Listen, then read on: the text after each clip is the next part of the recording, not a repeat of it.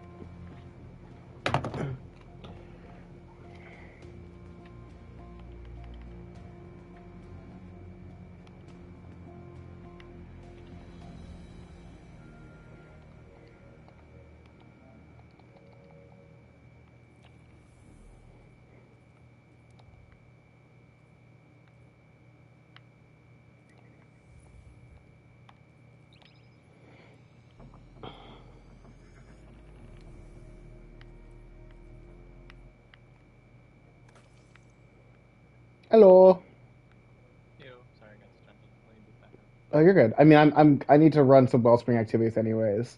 I'm gonna wait a little bit until Sasha's able to tune in. I'm not sure if that's gonna happen or not, but I am streaming, so I don't know if that means your voice can be heard or not, but it might. So don't say anything too incriminating, you know. What are you on? PS5. Oh, YouTube. Sorry. Yes, indeed. I'm gonna watch this. Okay. Okay, Sasha says he's watching. That's cool. If he wants to talk to us, we'll have to set up a PlayStation account, but we'll see. What's your YouTube? I'll just text it to you. I mean, I don't know. There you go. Yeah, you do follow me or whatever. I think I did some Battlefield 1 stuff way back. Do I want Tarnation? No, I don't. Oh, but it does look fun. But no, I can't. You can't just hoard. Okay. Let me just do a couple. Oh, I guess I'm in game. Capture options. Okay, I'm gonna try saying something to see if it comes over. Okay, I just tweaked some stuff. Sasha, can you text me if you can now hear William? William, can you say something? Something. Cool, thanks. Here we go. Score incoming.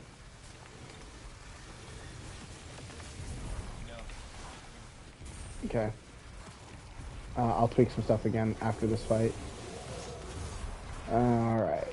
So I got the... Oh yeah, by the way, so remind me, William, do you have the new exotic grenade launcher?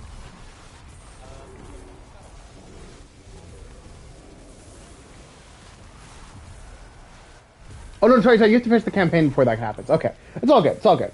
How are you still in that final area?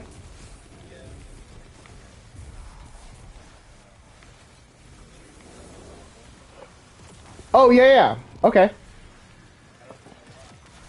Oh, the exotic one. That's an okay one. If you're looking for a linear fusion rifle to use, I would use the stasis one, whose name I always forget. But you know, the stasis one. Why am I forgetting what it's called? Because my brain does not remember those things, and that's okay. All right. So I'm just gonna update Sasha and everything. So Sasha, so right now William is completing the campaign. People have agreed this is the best Destiny 2 campaign ever. And I think the second best one is actually from it's the best Destiny campaign ever.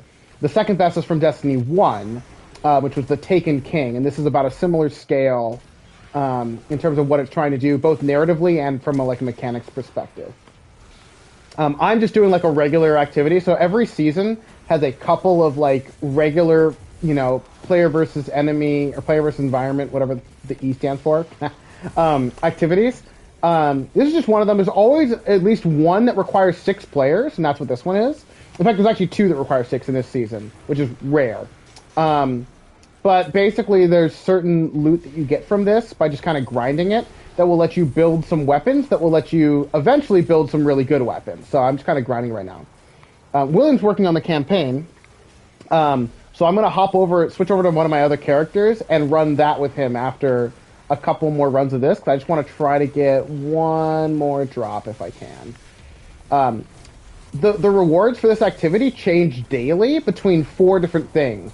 And it's not random, it rotates over the 4 days. So it'd be nice to get the thing I'm looking for, which just happens to be today, before the reset at 9 a.m. tomorrow Pacific, so that I don't have to wait another 3 days after that. You'll see every now and then I go invisible. That's something that the hunter class does, which is what William plays. And my secondary character is a hunter, so I will also be playing a lot with invisibility while we're playing together. William says it's the best class because he's never played a warlock. Anyways, some of us have played all 3 classes and have informed opinions. Anyways. All right.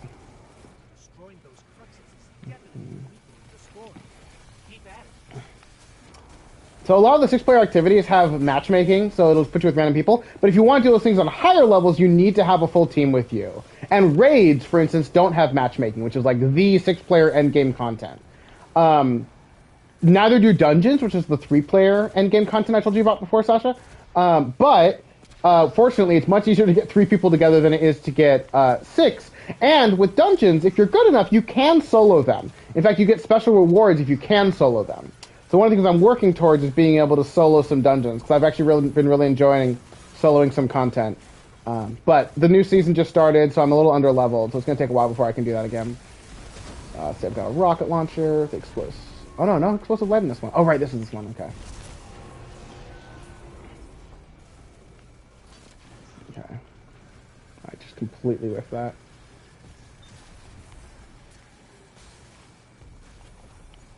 Love me some rockets. But switching back to the grenade launcher. Oop.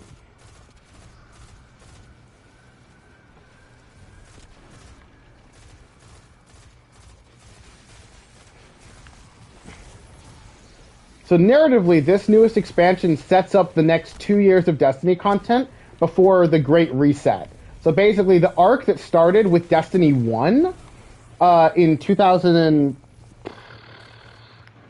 Oh, yes. Sorry, PS account on PC will let you connect to voice chat, Sasha. So that should be fine. William does it from his phone, for example. Generally. You can also, just put it on your phone. But yeah, so the narrative arc here was pretty poorly defined in Destiny 1, but ultimately, it's a narrative arc that started with Destiny 1, which, oh my goodness, Destiny 1 was what? It's been 7 or 8 years now? I think it's been 8 years. I think it was 2014 since Destiny 1 came out. So The first narrative arc is wrapping up at the end of 2023, I believe. But like one of the major points in it is in this, which is like revealed a lot of things that didn't really make sense before. So it's really cool to see all that come together.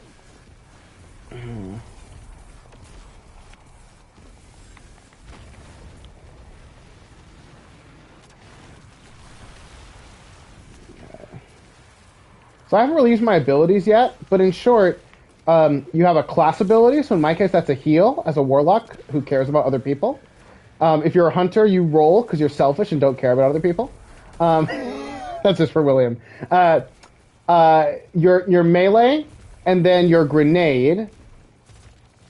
Oh, okay.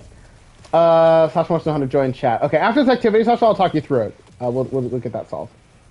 I'm just gonna throw my super down because why not? So that's your sort of ultimate ability. You charge it up by getting lots of kills or picking up these orbs of power, which you can get in a couple different ways that we'll talk through later. But these are what the orbs of power look like. And now I have more supercharge. All right. I'm right. I'm towards the end. Yeah. If you remember, I can join mid campaign. So if you just want to go, that's fine. It'll let me just kind of drop in. Okay. Okay, if you're going to do a boss fight, maybe I should... I was going to switch to my hunter. I'll switch to my hunter. We'll try. Yeah. Remember that the enemies are going to get harder, too, with more people.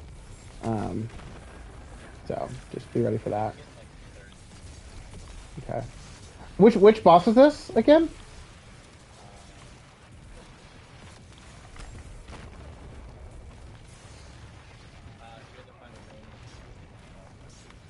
Oh, that one. Yeah, I helped Chris with that one. That was a fun one. Okay. Well, that's it's much harder with multiple people, in my opinion, actually. But I say that as a warlock who can put down a healing thing whenever I want. I'm actually going to join as a warlock then because I don't think if I come as a hunter, I'll be able to be very helpful. So yeah, I did that one with Chris. It was good. Multi kills, look at all the orbs of power I'm earning. Got my super again. Dancing around with my grenade launcher. It does all the elemental types that are of the light. Okay. Blorp. DPS phase. Oh yeah, look at all those supers. And you're dead. Get that good loot.